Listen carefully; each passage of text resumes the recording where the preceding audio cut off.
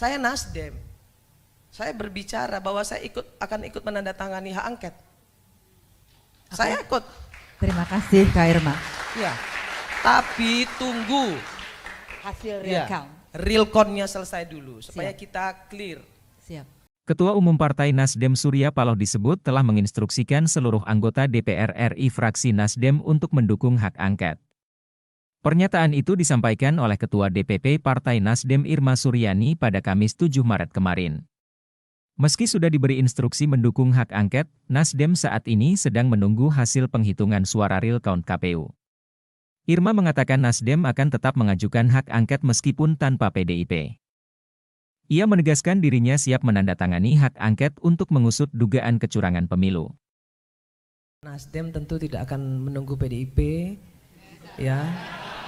Kita akan tetap melaksanakan hak angket tanpa harus menunggu PDIP, tapi kita harus menunggu real count-nya dulu. Saya Nasdem. Saya berbicara bahwa saya akan ikut menandatangani hak angket. Saya ikut. Terima kasih Kak Irma. Ya. Tapi tunggu Hasil real count. real count-nya selesai dulu supaya Siap. kita clear. Siap. Nah, jadi Mbak, saya ingin sampaikan di sini bahwa kecurangan-kecurangan yang terjadi yang diributin sekarang ini bukan hanya oleh pemerintah, tapi juga oleh partai-partai politik partai-partai politik. Karena semua partai politik itu punya kepanjangan tangan di daerah. Ada bupati, ada gubernur, ada wali kota, dan merekalah semua yang melakukan berbagai kecurangan-kecurangan itu untuk menambah suara di partainya masing-masing. Download Tribun X sekarang, menghadirkan lokal menjadi Indonesia. Menurut saya, orang-orang KPU itu tidak ada yang bisa mengendalikan IT-nya di sana. Tidak ada yang bisa mengendalikan karena mereka tidak paham. Sehingga orang lain yang tahu bahwa Calon Wakil Presiden nomor urut 3 Mahfud MD menilai masalah pada sistem informasi rekapitulasi, Sirekap, tak bisa diatasi karena KPU sendiri tak memahami sistemnya. Menurutnya, perlu ada audit digital forensik terhadap sistem teknologi informasi KPU. Hal itu disampaikan Mahfud di kawasan Pasar Baru, Jakarta, Jumat, 8 Maret 2024. Ia menyinggung kabar yang menyebut bahwa KPU sudah 10 kali memindahkan lokasi penyimpanan data maupun servernya. Mahfud menilai, masalah yang terjadi bukan karena kesengajaan KPU, namun karena ketidaktahuan. Karena itulah, perlu dilakukan audit digital forensik terhadap sistem informasi yang dibuat KPU, termasuk Sirekap. Mahfud menekankan, investigasi tersebut tidak akan mempengaruhi hasil pemilu 2024 sehingga partai politik tidak perlu khawatir. Sebelumnya, KPU menghentikan penayangan grafik perolehan suara pemilu di situs resminya. Keputusan ini diambil setelah muncul kegaduhan yang disebabkan oleh tidak akuratnya hasil perolehan suara di tingkat TPS. menurut saya, orang-orang KPU itu tidak ada yang bisa mengendalikan IT-nya di sana. Tidak ada yang bisa mengendalikan karena mereka tidak paham. Sehingga orang lain yang tahu bahwa itu udah berpindah lebih dari 10 kali tempat penyimpanan datanya dan sebagainya, itu servernya itu kan sudah ada tanggal sekian berpindah, tanggal sekian ditutup, tanggal sekian ini data masuk lalu dikeluarkan lagi, masuk lagi. Menurut saya KPU tuh bukan sengaja, dia tidak tahu, tidak menguasai teknologi mereka. Ya sama dengan saya lah. Oleh sebab itu saya usulkan audit digital forensik. Download Tribun X sekarang, menghadirkan lokal menjadi Indonesia.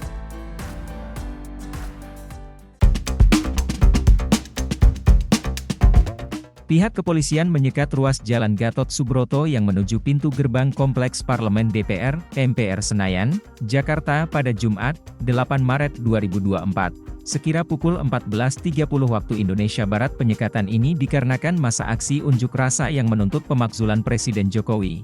Hingga penyegeraan hak angket kecurangan pemilu 2024 mulai membludak ke jalanan. Kendaraan yang mengarah ke Selipi dimasukkan ke dalam jalur busway. Sementara ruas jalan utama Gatot Subroto ditutup bagi kendaraan melintas. Alhasil penyekatan yang mempersempit jalan ini membuat penumpukan kendaraan di area depan Pulau Dua Resto.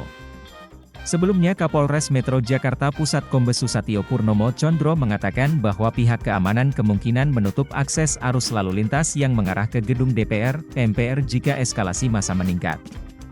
Sebagai informasi, sejumlah elemen yang berunjuk rasa salah satunya adalah masyarakat sipil yang tergabung dalam Koalisi Nasional Penyelamat Demokrasi. Mereka rencananya berorasi di depan gedung MPR, DPR, Senayan, Jakarta, Jumat, 8 Maret 2024, yang dimulai sejak pukul 10 waktu Indonesia Barat. Ada sejumlah tuntutan yang dibawa dalam aksi demo ini. Di antaranya, pemakzulan Presiden Joko Widodo, Jokowi, hapuskan politik dinasti, audit forensik sistem ITKPU, dan tolak hasil pemilu curang. Selain itu, demo juga akan dilakukan oleh Koalisi Rakyat Menggugat Demokrasi. Mereka memulai unjuk rasa sekira pukul 14 WIB siang. Demo bertemakan, Karam Demokrasi, ini akan membawa sejumlah tuntutan yakni dukungan hak angket DPR RI, bongkar kejahatan pemilu curang dan makzulkan Jokowi perusak demokrasi. Download Tribun X sekarang, menghadirkan lokal menjadi Indonesia. Hati nurani, sementara kita hadir karena panggilan untuk pemersatu bangsa. Aksi demonstrasi tengah digelar di depan gedung DPR, MPR RI, Jumat, 8 Maret 2024. Demonstran mendesak agar hak angket segera dilakukan untuk mengusut dugaan pemilu 2024. Namun tak berselang lama, masa tandingan muncul. Masa tandingan ini mengatasnamakan Matahari Timur Indonesia. Mereka menyuarakan penolakan terhadap hak angket dan menyerukan perdamaian seusai pemilu. Masa aksi penolak hak angket paling banyak terdiri dari elemen mahasiswa hingga pelajar SMA-SMK. Mereka tampak memakai alma mater dan seragam putih abu-abu. Pantauan Tribun News di lokasi, masa tandingan ini tiba sekira pukul 14.50 waktu Indonesia Barat. Demonstran datang memenuhi area depan pintu utama DPR, MPR RI sayap bagian kanan. Tak berselang lama, mereka diberikan sekotak berisi paket makan siang. Masa aksi mahasiswa dan pelajar tersebut tampak memakan paket makan siang tersebut. Sementara itu, arus lalu lintas di Jalan Gatot Subroto tepat depan gedung DPR, MPR RI masih ramai lancar.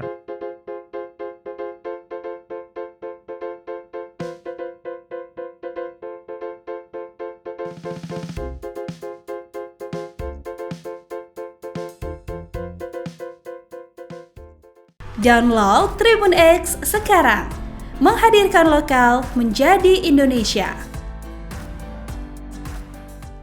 Kalau komunikasi dengan Mas Ganjar sendiri terakhir apa Pak? Apa yang biasanya dibahas?